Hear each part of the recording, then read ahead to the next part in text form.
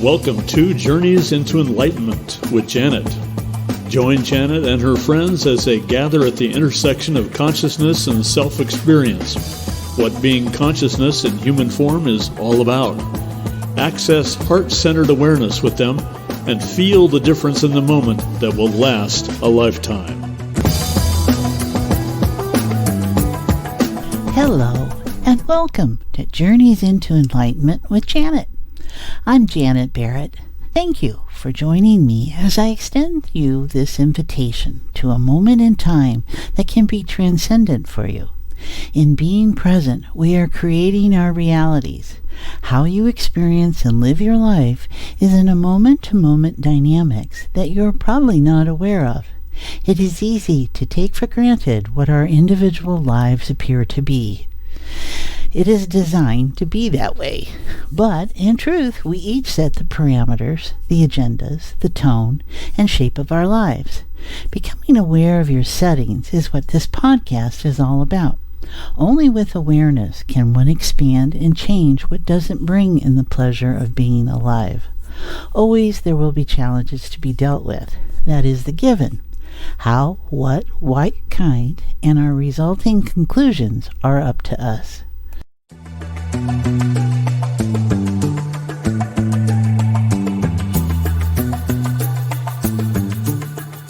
A major element to any life is the intelligence present.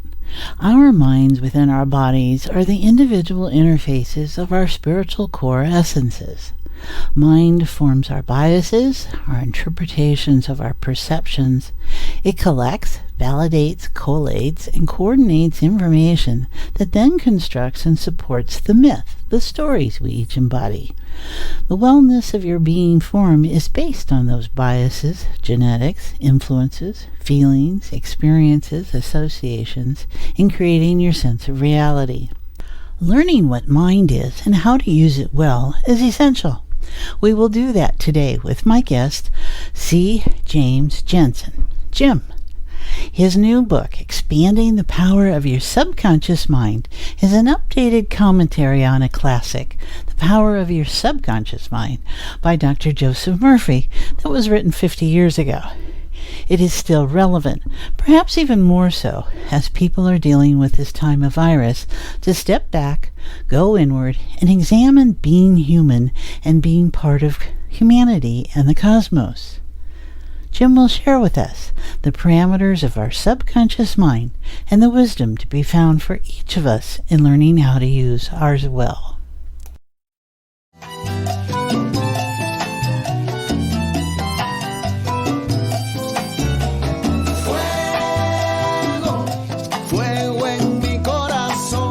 C. James Jensen began his career as a salesman with Encyclopedia Britannica in his senior year of college. Within 7 years, he had become International Sales Manager in charge of worldwide sales. At the age of 28, he became Senior Vice President and CEO of Great Books of the Western World, a division of Encyclopedia Britannica. In this same year, 1969, Jim and his wife Jerry attended an Omega seminar that would have an incredible impact on their lives forever. Jim became both a voracious student, then teacher, and finally owner of the Omega seminar for several years. He was to become a teacher of many of the principles written in his book, Expand the Power of Your Subconscious Mind. Jim also became president and CEO of 2 additional companies that each became the leading company within its respective industry. Jim attributes much of the success of those companies to the management and employees embracing many of the principles taught in his book. Today, Jim provides executive coaching, consulting, and advisory services to emerging growth and mid-sized companies. He is an active member of the World President Organization, serves as a life director for the Institute of Noetic Sciences, and is a member of the board of directors, as well as chairman of the executive committee of the board of the Aspen Group, Inc.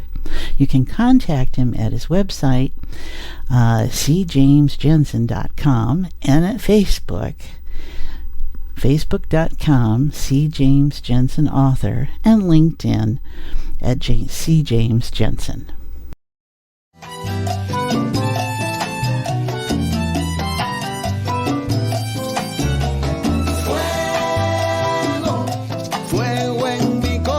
Our language this time is of mind, the three levels of mind within and around our being form. Our conscious, subconscious, and superconscious mind, and how it is working together. They make up our ability of decision-making, of making a choice, taking in perceptions, inviting comparison, contemplation as analysis, leading to a decision, a choice. Jim shares this with us from his book. Our subconscious is our hard drive, where we store learning and other experiences and the feelings we associate with them, constantly at work, carrying out the directions of the conscious mind for better or worse. Non-judgmental, it also monitors and manages our body functions. Conscious mind determines what is good or bad, right or wrong, not always the truth, but rather its perceptions of the truth based on prior data and experiences stored in the subconscious. It always wants to feel good, so it will direct us to avoid uncomfortable situations. The superconscious is our higher source of all pure creativity and provides the conscious mind access to all data not stored in our subconscious memory bank. It also provides free-flowing energy when creating. Consciousness creates matter and form. Matter does not create consciousness. We truly create our reality through our conscious intent. And welcome. Thank you for joining us, Jim. My pleasure. I'm delighted to be here. Oh, good. And I understand you're in Seattle. And how are things going there? Well, I can finally see the ground. We had a big smoke deal. We're right downtown Seattle on the 28th floor of a high-rise building, and there was a couple of days where we couldn't even see the ground. But right now I can see almost as far as I can see. We've had 3 days of all this stuff that was in here is blown out, and I'm looking right down on Puget Sound, and it's beautiful, and delighted to be here, and delighted to be with you and your guests. Well, yes, we're all guests, aren't we? That's correct. Well, this episode is going to play sometime probably in, let me see, October, November, and hopefully by then fires will have passed and gone. But I think what's appropriate is how you said that in being in this skyrise or high rise, that you couldn't see the ground. And don't you think that's interesting, kind of a metaphor for consciousness and what we're going to talk about today? Yeah, I didn't spend a lot of time thinking about it, candidly. It's what is. And I know that the isness will change with every moment. So there we go. There we go. All right. Well, everyone, this is Jim, and he's going to share with us. He's got a wonderful background, but his new book is a commentary and an expansion on an old classic. And that book is Expand the Power of Your Subconscious Mind. And it was Dr. Joseph Murphy's probably 50 years ago or so, and it's considered a classic. And Jim has updated it with all his great experience, and you've got quite a background yourself, Jim. And he's going to share with us how, we get caught in our labels sometimes. A lot of you are familiar with consciousness technologies. A lot of you are into meditation. You're into different disciplines. And our language gets kind of confused at times. So I'll use the term consciousness, talking about the big all, the spectrum of.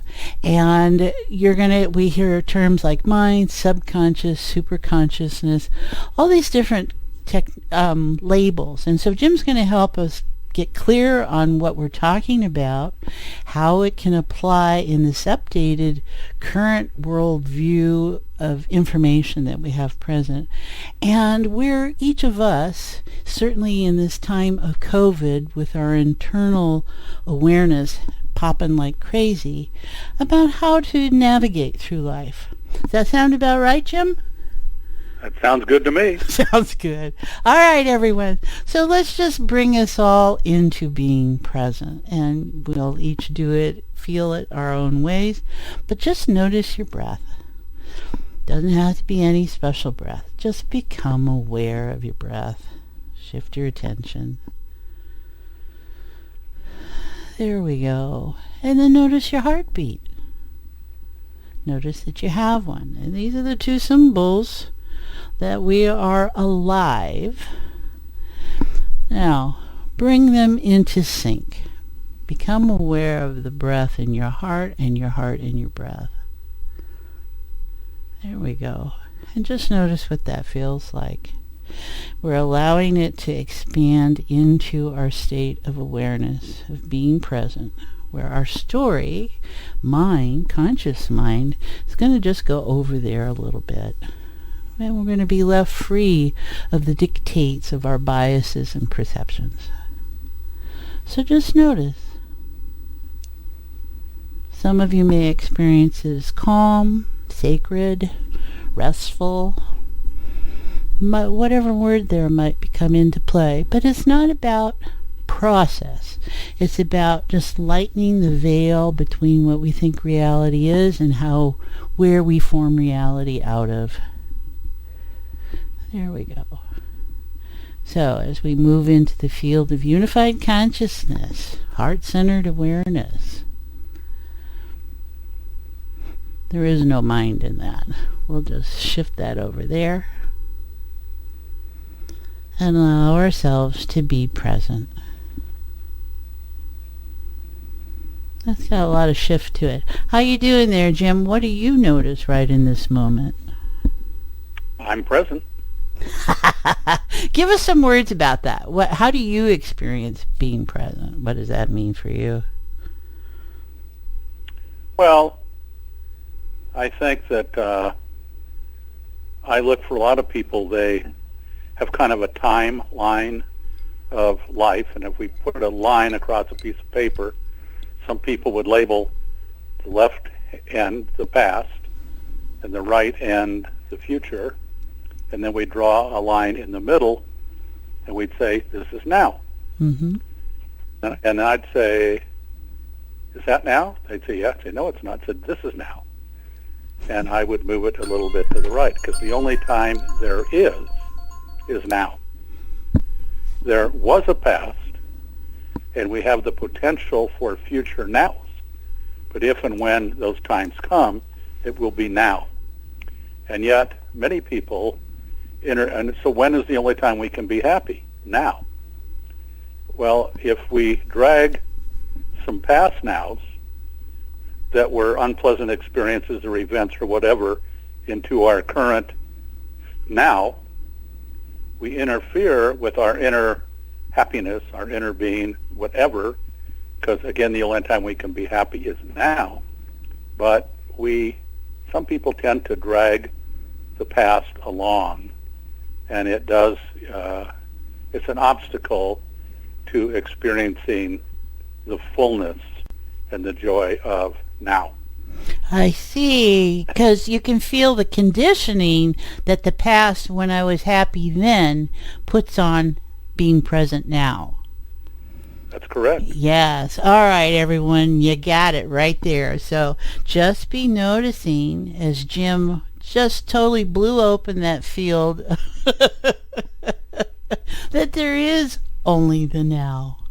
And what would that be like? What does that feel like? And I can feel there's questions about that, and so that's okay. Put that over there. That's mind trying to rationalize when we don't need that here. This state is about just being now. So I couldn't, that was marvelous, Jim. That's wonderful. So what are we going to talk about in our next while, and this book, and how transformational it was and still is? What is it that stands out that you would like to make sure people come into awareness of who maybe are not familiar with it? Well, I'd like to clearly differentiate conscious versus subconscious, which is different than how it's taught in school, and maybe introduce our listeners to the supraconscious. Oh, this is perfect, 'cause that's the description I wrote. But let me start with something I would normally end with. Okay, that's what I started. Jim, I have to tell you. Jim, I have to tell you, this is so funny because I sat and wrote what the show description was. And what I said was, sharing our current awareness of the three levels of mind we utilize in being alive: conscious, subconscious, and superconscious, that make up consciousness. Yeah, well, there you go. There you go. Okay, we're tracking. So please. But let me just jump ahead for a moment, because we just barely touched on this, but the last chapter in the book is Moving On, an invitation to the path of enlightenment. Mm-hmm. And I remember asking Tim Galway, who wrote The Inner Game of Tennis, and this was in the early 70s, and I said, Tim, I'm hearing this word enlightenment all the time. What is enlightenment? So we had a long discussion about it, and at the very beginning of that chapter, we quote Lao Tzu, the Chinese philosopher, who says, in the process of learning, something is added every day. In the process of enlightenment, something is taken away every day. And he said, visualize a tugboat going through the water, pulling a big barge of garbage. And all the energy that's required on the part of this tugboat to pull this barge of garbage.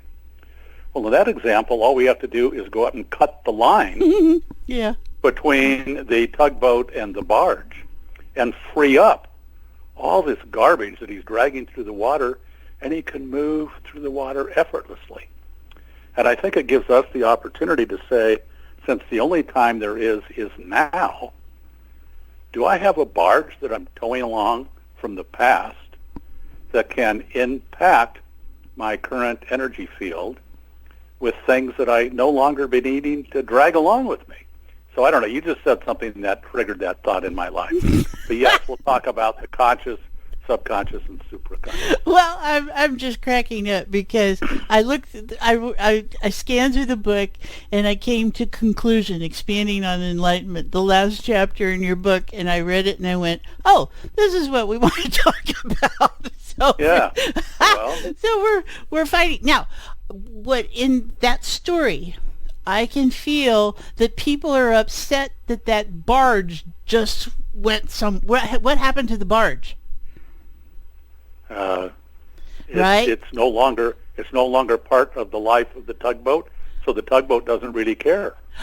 Okay. And is this just a barge of junk that's floating around on the river? I mean, this is where my mind goes. It's like, what happens to this stuff here? How do we get creative with it? There's a business of removing garbage, whether it's from homes, buildings, building sites, whatever. And there are vehicles that are used to pick up the garbage and take it wherever it gets dispensed and get rid of it. But the key is that once we do get rid of it, to recognize that although it may have been part of our life, yes, it no longer needs to be. And if it only brings up negative vibrations and feelings, why would we want to continue to carry it with us? And so it is the end of the book. Let's go to the beginning. Well, okay, so everyone, I want you to notice, because Jim right there has encapsulated how we hold information, how our stories and our attachments to it. So in order for the tugboat to be toting a barge of stuff that's garbage, the decision has already been made that this is something that's no longer serving. And there's a willingness, an openness to let it go. And we want to be very conscious of that, because you've already made the choice to let it go. So when you declutter the house, you want the stuff that's garbage, you want the stuff that you're going to pass on to someone, the stuff that's precious and you're going to keep. So that's already been decided. This is the garbage. and we're allowing it to go through its process that you no longer need to have attachment to it. And I think, Jim, in this culture where we get stuck with stuff and what to do with the stuff, and the stuff can be overwhelming in our lives, and if we're thinking of it in terms of not physical stuff, but mental stuff, feeling stuff, all the different ways we can register information, this is the energy that no longer has meaning, and it's our willingness to let it go. Because in the days of hoarding that a lot of people are invested in, there's nothing to be gained by keeping this anymore. Don't you think that has to be kind of clear from the beginning? Absolutely. Yeah. So everyone, just notice you had a barge of garbage, and Jim just invited you to let it go. And so all the barges of garbage that you didn't notice that you had, just notice if you have a fleet, because you might have a fleet. And use this time with Jim and I here in the next while to just notice how easy and effortless or attached you are to what is in the past. There's nothing there you can change. You've already realized that on one level. And that it doesn't serve. And what happens in letting it go to the place where it can be transitioned, transformed, transcended into something different is really just a recycling principle that we're all at play here. So, all right, Jim, let's go to the first of the chapter. What do you want us to know? Well, let me differentiate for the listeners the way that Dr. Murphy really describes the difference between the conscious and subconscious areas of our mind, because unfortunately there's still a lack of description and identification of the real values of the subconscious. So the conscious part of the mind, that's what we're doing right now. We're talking, people are listening. While they're listening to us, they're thinking about what are they going to do tonight, what are they going to have for dinner, and just this constant chatter that goes on in our mind. Mm-hmm. And that's our conscious thinking. The subconscious, and this is the greatest gift I was given that we can share with your audience today. Because in our schools today, unfortunately, most of the description of the subconscious is, that's what handles our bodily functions. It grows our hair, it heals a wound, it grows our nails, it digests our food. And that would be most people's kind of simplified description of the subconscious. But what we need to be aware of is that the subconscious is a healing, it's driven by the instructions given to it by the conscious area of the mind.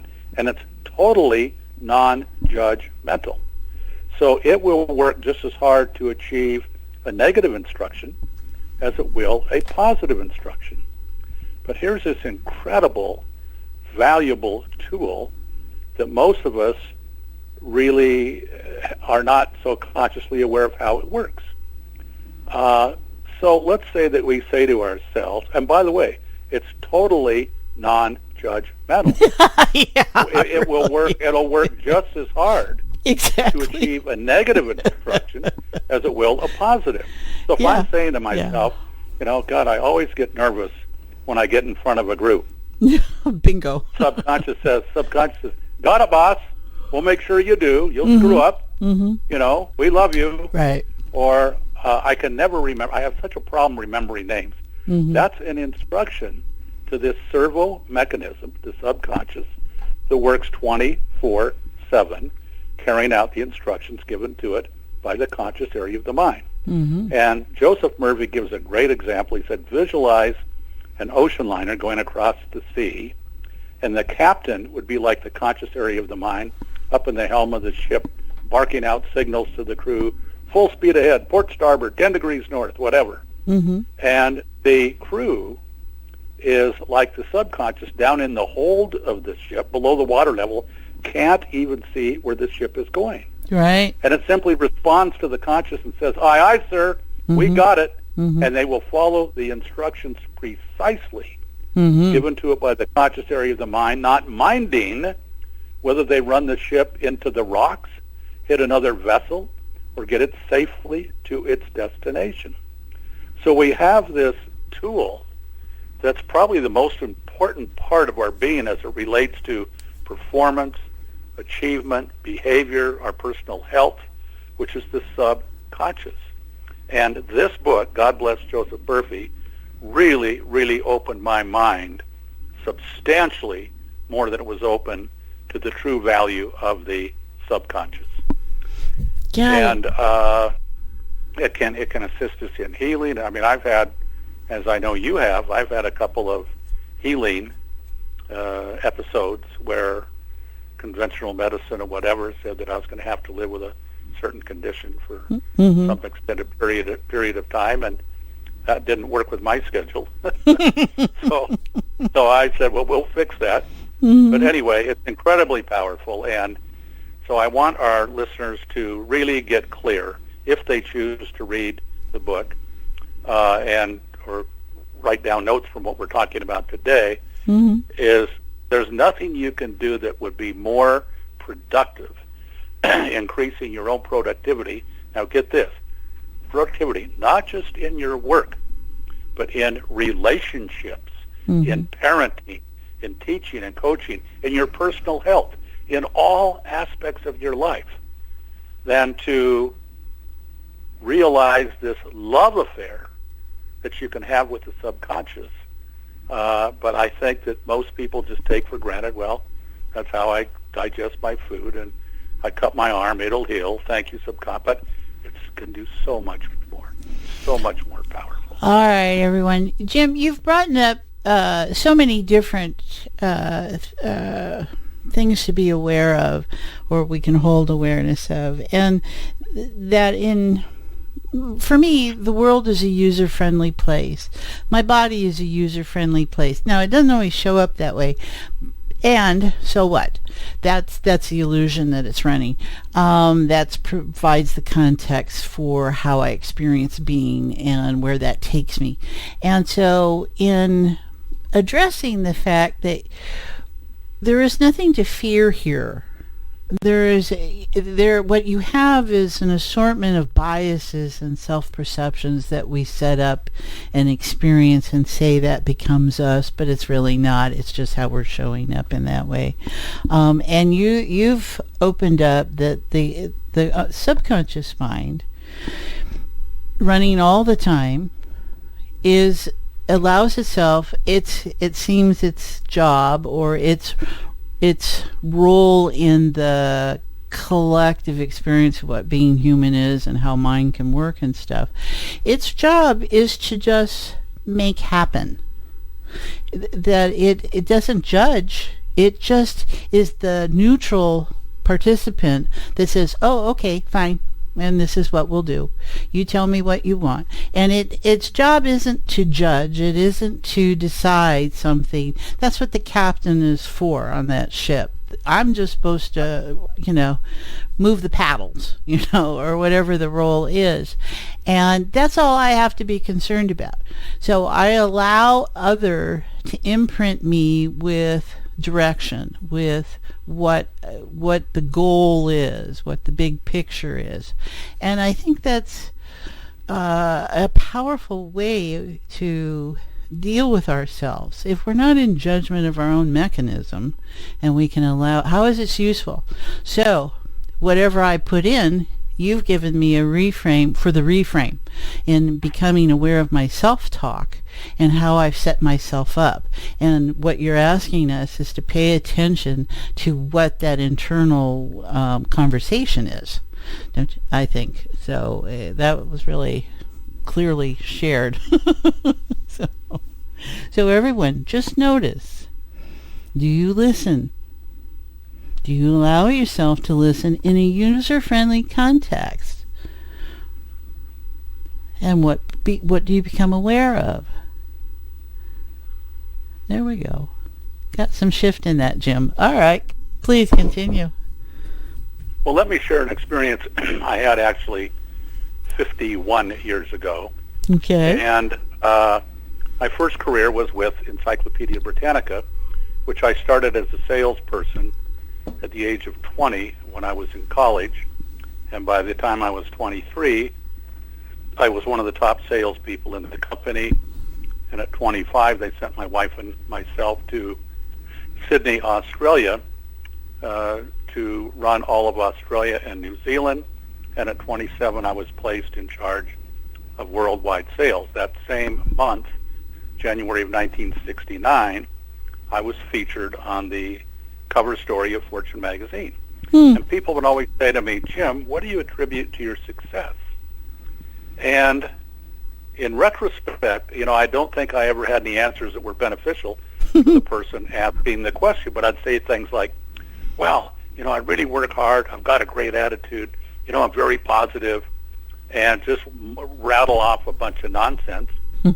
And at the same time, being from Seattle, and this is something I just learned from you before we started the show, but so many of our friends in Seattle said, Jim, Jerry, you've got to go through this 4-day seminar called Omega. And I said, well, we're not going to fly from Australia to Seattle to go through a program, but when we get back to the United States, we'll do that.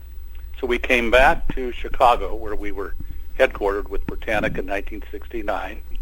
And in October of that month, my wife and I flew out to San Diego, California, to go through this 4-day seminar taught by its founder and owner of the company, John Boyle. And for the first time after 4 days, I really, really understood clearly the elements of performance. I had a toolkit for change that I could pass along to anybody. And I went up to John Boyle, who was the owner of the company, and I affectionately poked him in the chest. I said, John, someday I'm going to teach your seminar, and someday I'm going to own your company. And he kind of looked at me. He looked at me and kind of thought, yeah, right, kid, Well, both those things came to pass. And I thought in our introduction before we started the call that it was interesting that you had that experience with Jim Fadiman, a very, very dear friend, whom I haven't talked to for a while and should. But, and I asked John Boyle, I said, where did you learn all this material? And all he ever said to me is, well, I studied with a fellow by the name of Dr. Joseph Murphy. Well, in 1969, there was no internet. There was no place where I could Google Joseph Murphy. He didn't tell me he'd written a book because he wrote his book, The Power of Your Subconscious Mind, in 1963. And it wasn't till 2004 that a gentleman came into my office in Santa Fe, New Mexico, and he said, Jim, I've heard you speak, and I think you might like this book. And he put this book on my desk called The Power of Your Subconscious Mind by Dr. Joseph Murphy. And I thought, oh my God, could this be the same Joseph Murphy? And it was. And I thought, wow. Well, again, he wrote his book in 1963, and as you have been a student of this material forever, there's been so many great teachers since Joseph Murphy, and those that are current today. I was on the board of the Institute of Noetic Sciences for 11 years.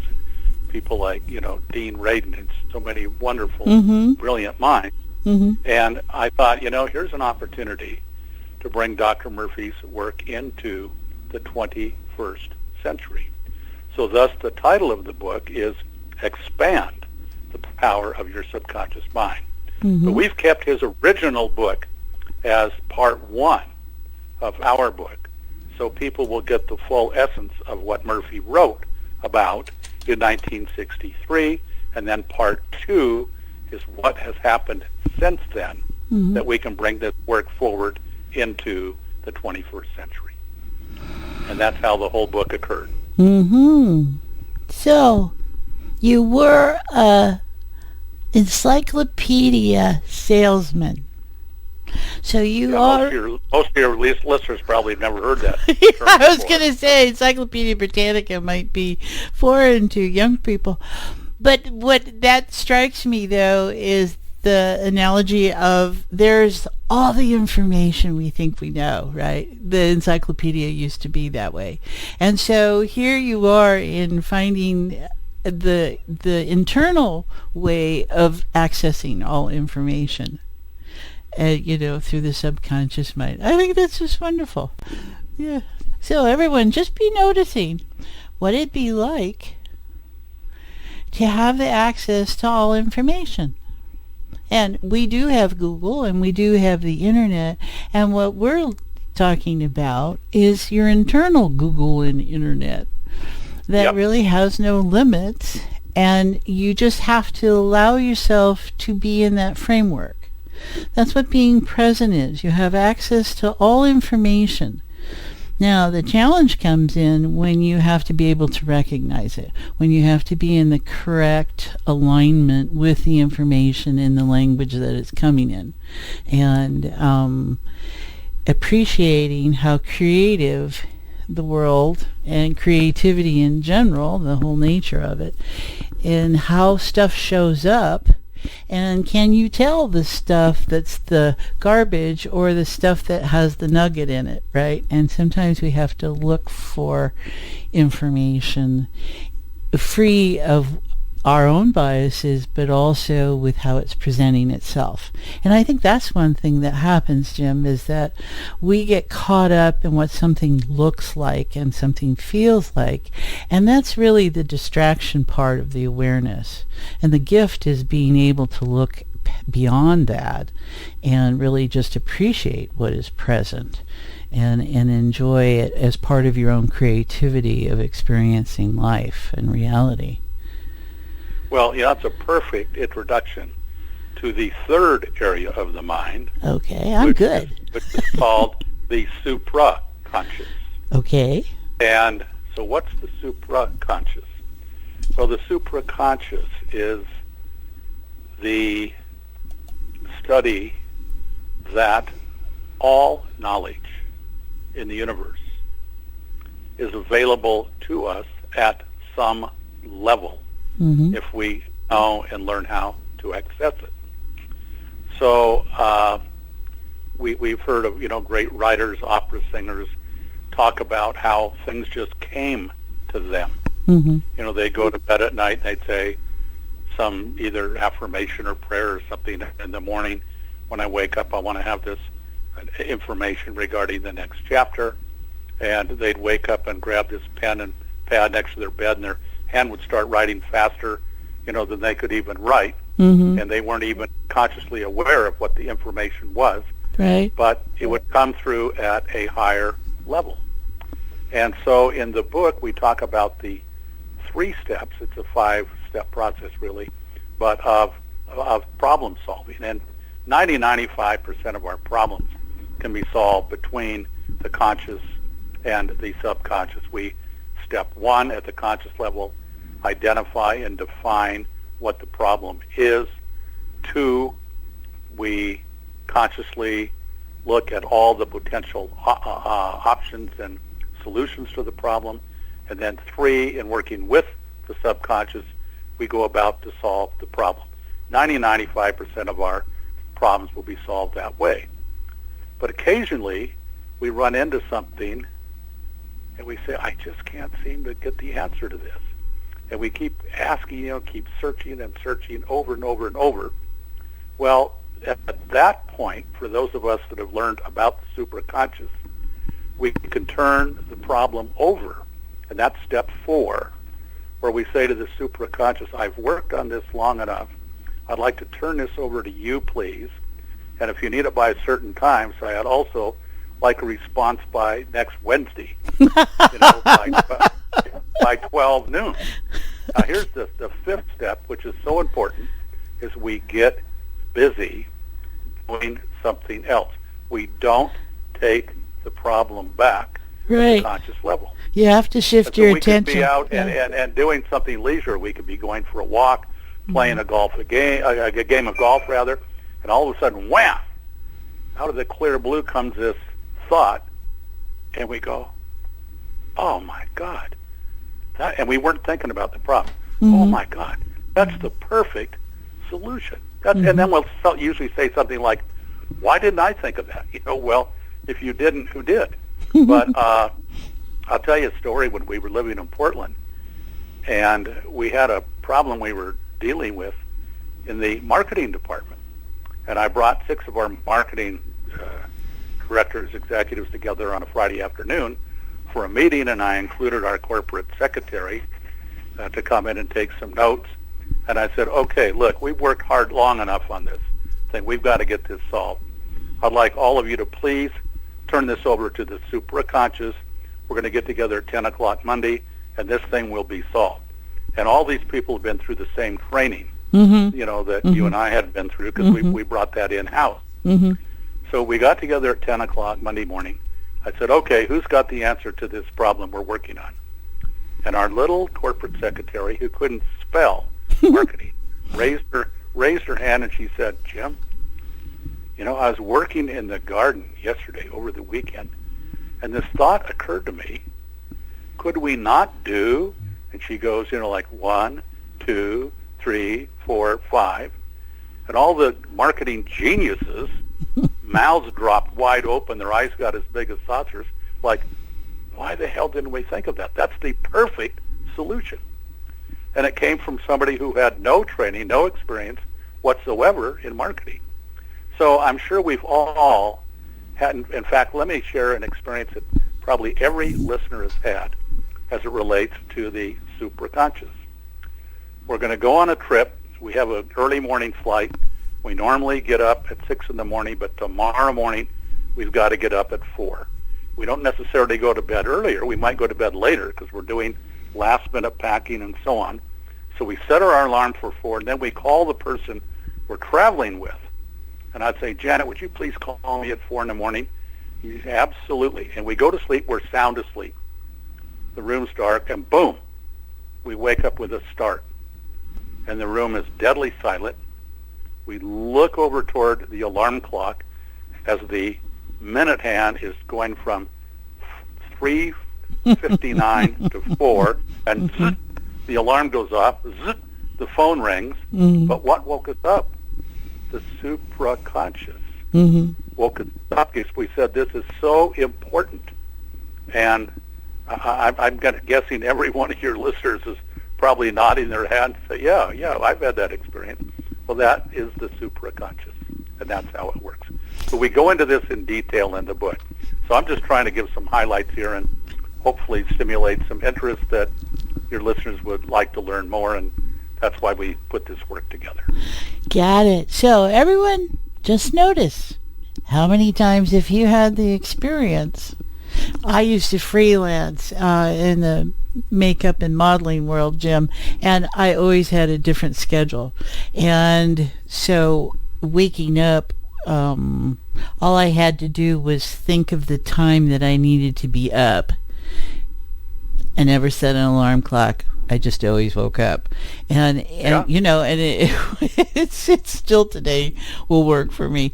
So I'm sure there are those, like he said, who have this experience. And when you're doing this work, when you're using consciousness technologies, when you're being present, when you're focusing on these things, what you do build, Jim, what I heard was a lot about trust.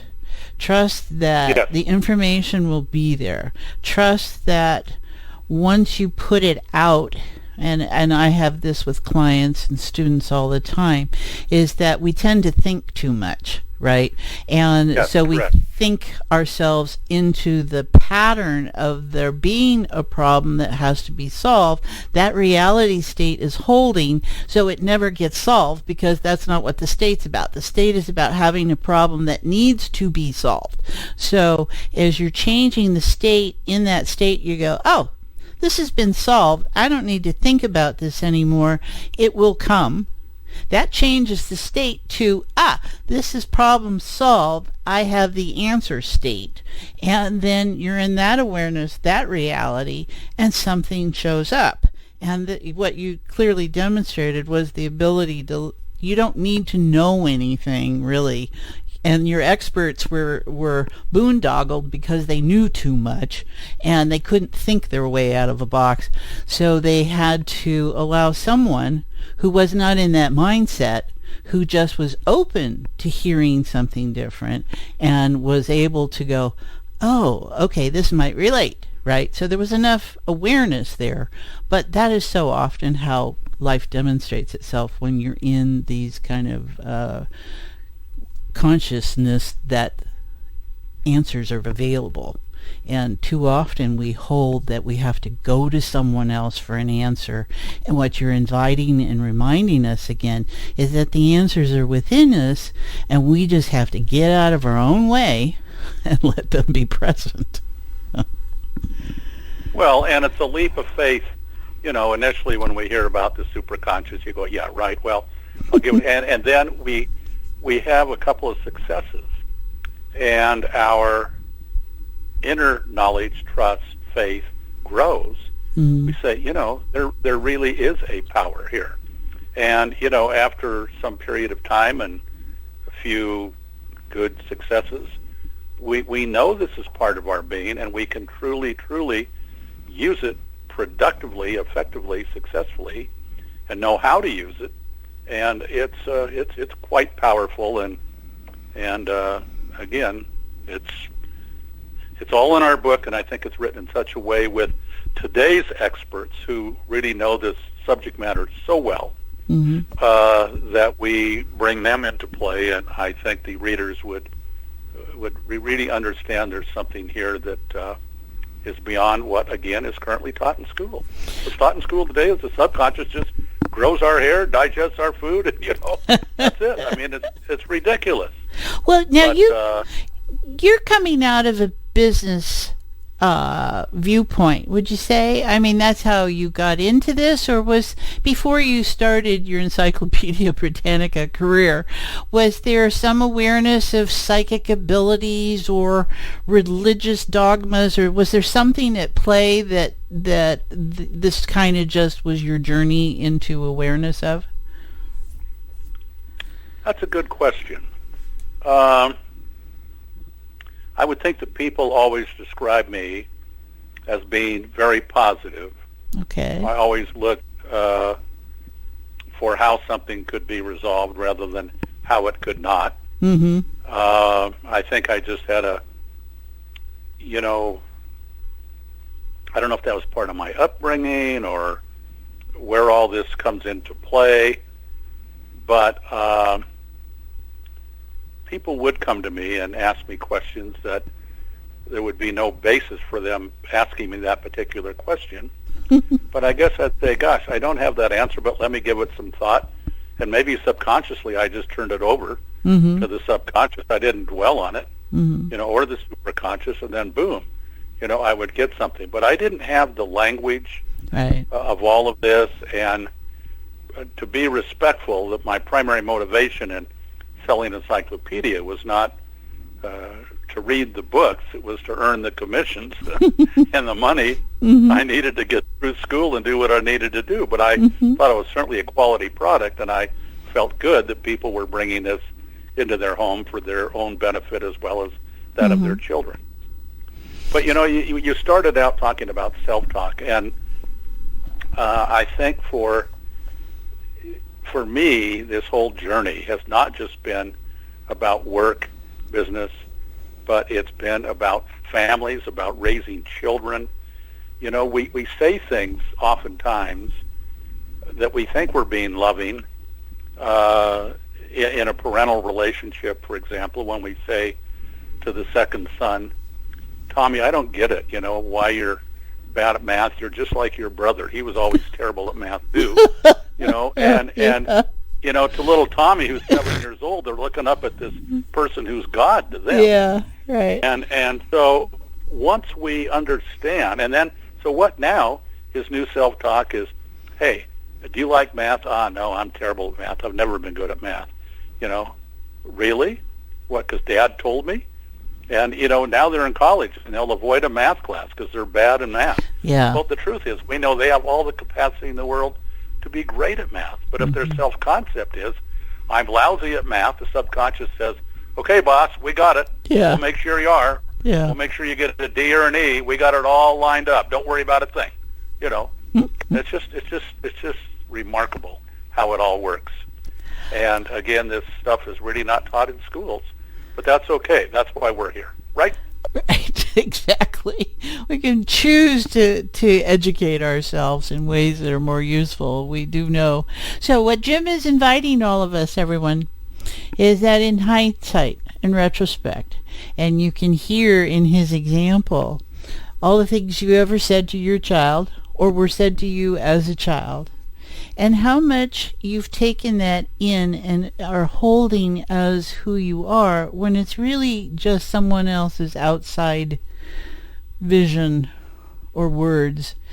Could have been meant to be hurtful, could have been meant to be helpful, could have been meant to be love, but it got interpreted and probably was expressed in a way that the limits of the person saying it were bound up in. Okay, so there's no reason that we need to feel bad about this. What we want to do... That's so true. Thank you. So true. We want to appreciate who we were at that time, and that this is a different moment of awareness and grace. And that in all the people I've met, Jim, I've experienced true evil a couple of times, but I would have to say that was just a couple of times. But everyone else was really doing the best they could at the time with the information that they had. And it's not for me to judge. I'm a very tolerant energy. It's not for me to judge how someone is making choices. What you and I are sharing with is that it is a choice. And whatever the story was of the past that's being held in your subconscious mind as the expectations, because I'm into intention and expectations. So the intention being what we would like to have happen, the expectation of what we fall into and meet and come up against, because there's different information there. And so we have to realize that we have the power to notice where we are in our moment, in our self-talk, and say, if that's subconscious programming, that is subject to change. And what can I do now? And maybe there's a sense of you need to say, whoa, I really did you a disservice in telling you that you couldn't do math, and please forgive me, right? And we can go into the Ho'oponopono and work that one.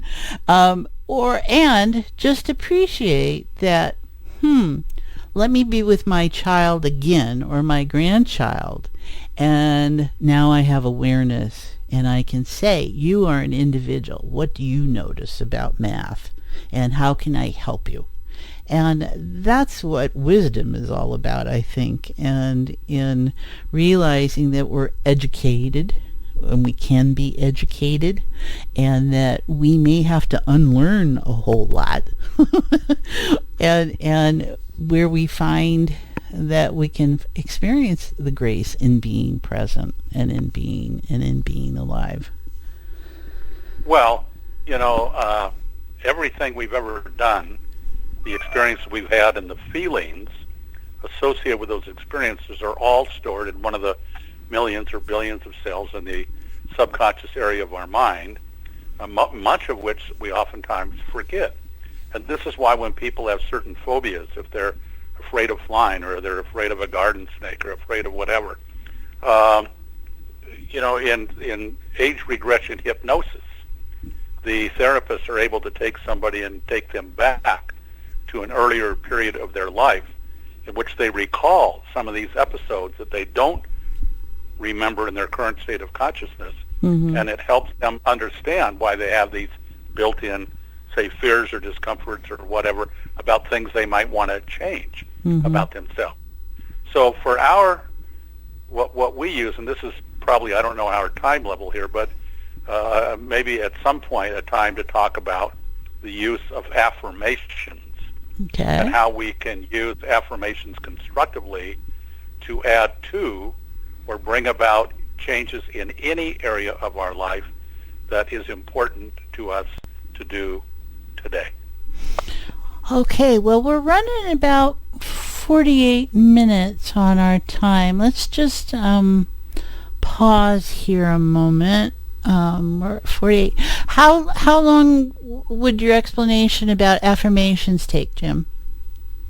Well, for you, I can do it in 10 seconds or 10 hours. But why don't we give me 2 minutes? How's that? Okay, all right. Well, let's do that then. And yeah, because it would be a nice place to wrap it up with that. And then certainly, my sense is there's a whole lot here that we've opened up, and it would be a good place to stop. And we could certainly do another episode at another time if you'd like to do that with me. We got a whole bunch of info here, and I'm just kind of like, oh.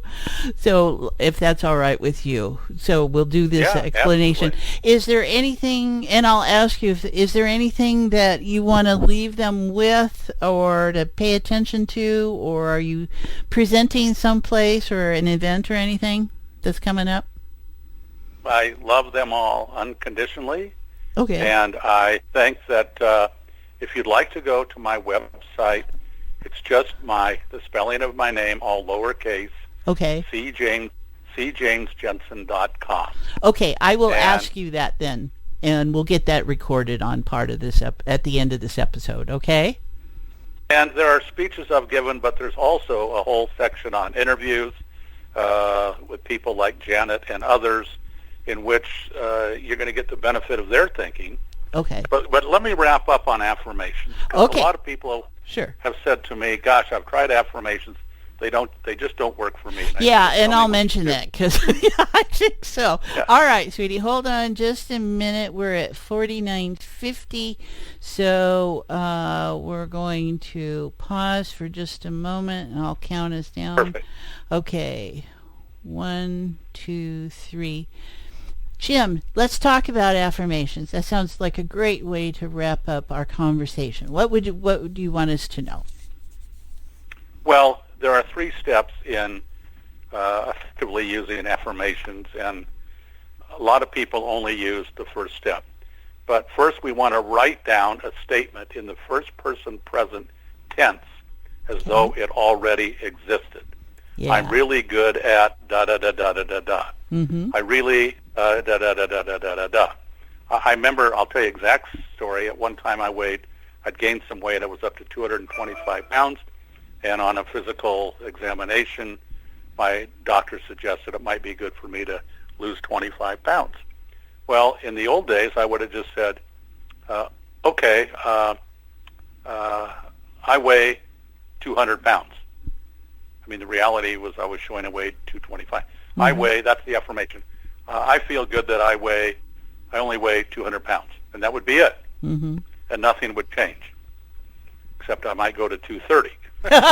Yeah, really. But the 3 steps in the affirmation are, you need to develop the statement as though it were true. Yes. And you develop the statement in the first person. present tense. Okay. So if I was at 225 and I wanted to weigh 200, I would say, I look good and feel good at 200 pounds. Mm-hmm. Now, what most people miss are steps 2 and 3. And that's the visualization that supports the affirmation. And step 3 is the good feelings that you have as a result of that. Right. So step 1 is, I look good and feel good at 200 pounds. Step 2 is, I see myself in that new suit, several sizes smaller, and I walk into the office and everybody says, Jim, you look so great since you've lost all that weight. And step 3 is the feeling of how good I feel as though this had actually happened. So those are the 3 steps. We deal with it in great detail in the book. Mm-hmm. This does not give us an excuse to move our bed next to the refrigerator. But there are 3 steps, and trust me, I didn't create this information. I'm just a student. Uh-huh. But affirmations are so powerful, but they need to be done properly. And we have a whole section in the book on affirmations. And that is in 2 minutes, 17 seconds what I'd have to say about affirmations. So what Jim just described, everyone, is the reality state of the 200 pounds. That you allow yourself to make it real. And that's where the thinking, feeling, and what the hell else is? What'd you mention? Thinking, feeling. Oh my goodness! It went out the window. Make the statement. The statement. You make the statement. Then you visualize what it will be like to be in that. And then 3 is how you feel about it. That's a reality state. So that's what we do. But you write the affirmation first person present tense. Right. Not I'm going to weigh 200 pounds, but I look good and feel good at 200 pounds, even though the scale says 225. Right. But you write it first person present tense, and then you support it with the visualization of what that would look like, and then you give yourself an attaboy, attagirl of how good you feel about having achieved that. All right. And the subconscious goes to work. Subconscious says, got it, boss. We'll take care of it. Doesn't judge. It just goes, sure, why not? It's real. I'm here. It's the crew on this. It's the crew on the ship. We got some new directions. We're going to change directions of this ship. We'll get us there. We will get it there. And so, did you lose the weight in a timely fashion, or what was your experience as a result? It was an absolute no-brainer. Except I took it a little further. I think I actually lost 48 pounds. Oh my gosh! Because it was so easy. And I'll tell you what it was. It was exactly when we went to Sydney, Australia. Because we took 10 weeks to get there from Chicago. I'd never had a vacation. And my wife and I said, well, we'll spend a week in Japan and a week in Hong Kong. And we ate our way all the way to Sydney. And all the clothes I bought in Hong Kong, 6 months later, I had to give to the Goodwill. Wow. Okay, it works. So, everyone. It worked. It works. Yep. So just in noticing all those garbage barges and where they are and how you've even forgotten them, and notice how lighter you might feel. And Jim, thank you so very much. This has been such a wonderful experience. And will you come back again and we'll talk about something else? That would be my pleasure. All right. So tell us what you want to leave us with then about going to your website and all the great information that's there. Well, just start easily and start with affirmation 1. I love myself unconditionally. Don't say, yeah, but what about? Just not forget that. I love myself unconditionally. I have warm regards for all people at all times. And just be gentle. Love yourself unconditionally. Understand this is the way we work anyway, but not knowing exactly all the tools and how they work, sometimes we might be doing things that we work against. For example, why do I always get nervous in front of a group? Well, that's an affirmation. And that's not the result that we want. So if we want to change that behavior, we need to change the instructions we're giving to the subconscious. I don't want to be further redundant. I just want to say, Janet, thank you. You are a measure of how all of this information truly works. I know a little bit more about your background than you shared with me. And, it's the only reason you have this program is so that you can share this with the universe. That's your goal in life. And I think in that regard we have some commonality. So let's let our audience have a good day, a good week, a good weekend, a good year, a good life, a good everything. And just remember this works for all areas of our life, not just our work, not just parenting, not just relationships, but everything, our health, every single part of our life. And it is phenomenal. And thank you again, Janet, for having me on the air. It has been my absolute delight, Jim. Thank you for joining us.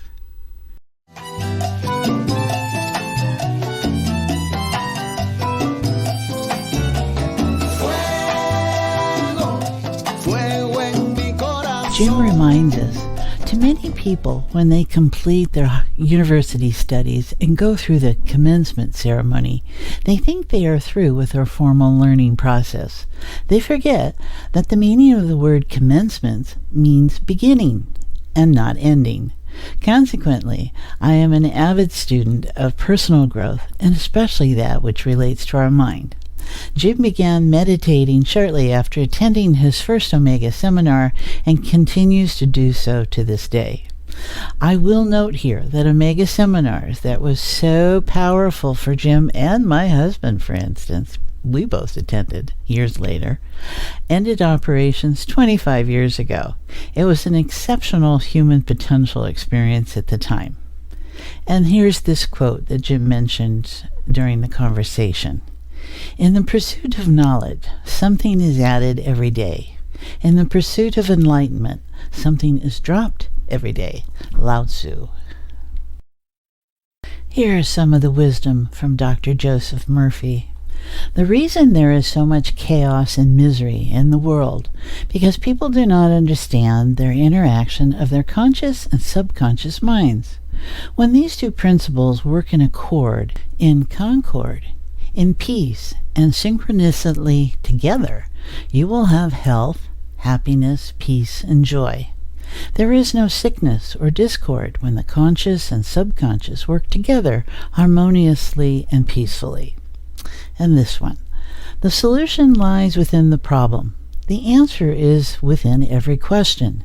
If you are presented with a difficult situation and you cannot see your way clear, the best procedure is to assume that infinite intelligence within your subconscious mind knows all, sees all, knows the answer, and is revealing it to you now. Your new mental attitude that the creative intelligence is bringing about a happy solution will enable you to find the answer.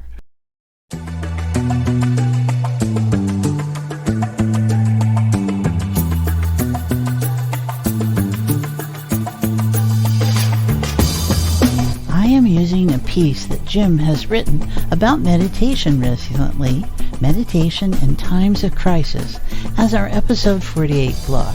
You can read it at my website blog page, www.janetandbeyond.com if you like, or catch it on our YouTube channel, Journeys into Enlightenment with Janet Barrett. I look to include meditations from the extensive archive you can find at Interlude, an internet retreat, each episode that add to the topic. This time I'm closing with the evocative lake meditation.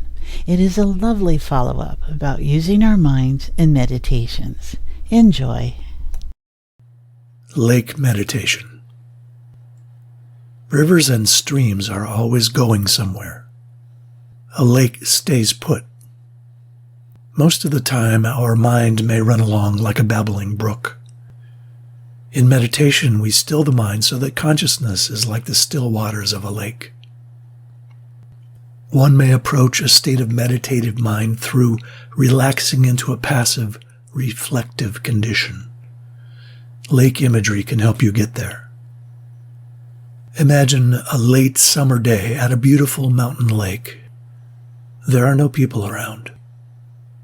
You find yourself at the shore of this deep, clear, and peaceful body of water.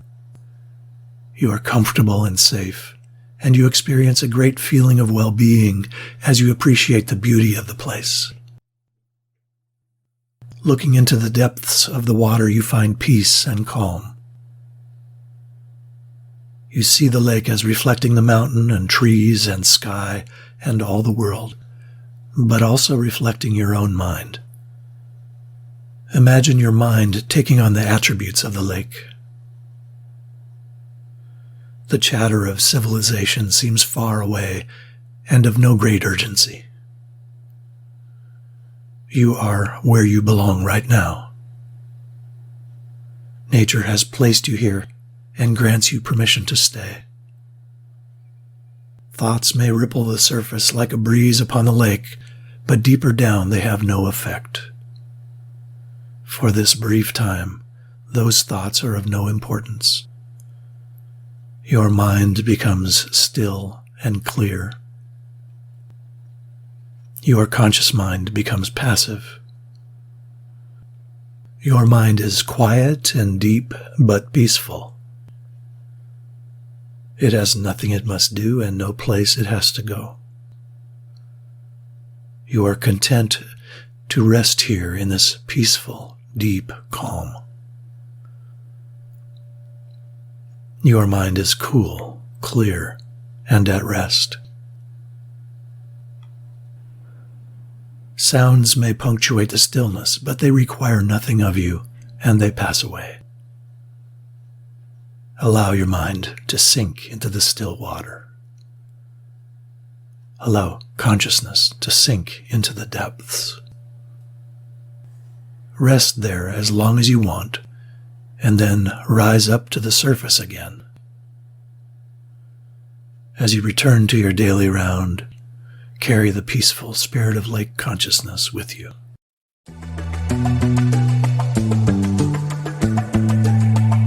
You can contact Jim at his website, cjamesjensen.com, at Facebook at cjamesjensenauthor, at LinkedIn at c-james-jensen, and you will find correct spelling at the podcast website page for this episode.